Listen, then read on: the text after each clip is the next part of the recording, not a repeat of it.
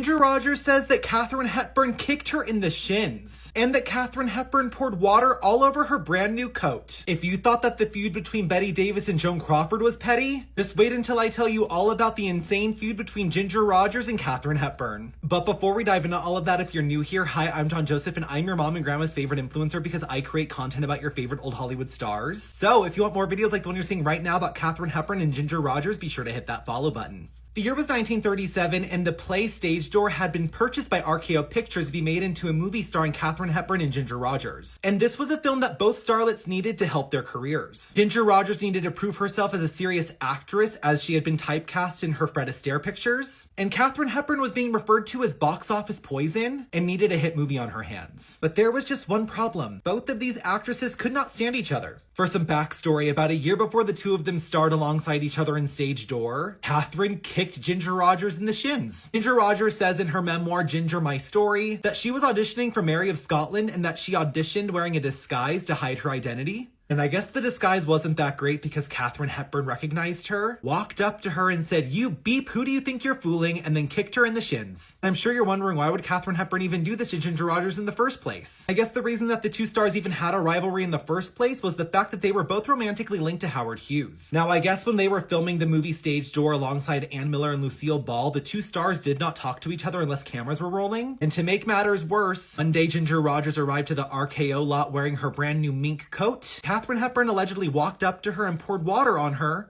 saying if it was real mink, it wouldn't shrink. Ryan Murphy, Feud Season 3 is right here. Something that I find super fascinating is that the day that the film premiered in New York, Katharine Hepburn found out that Ginger Rogers had top billing over her, and after the film premiered and they got rave reviews, Katharine went back to the top spot.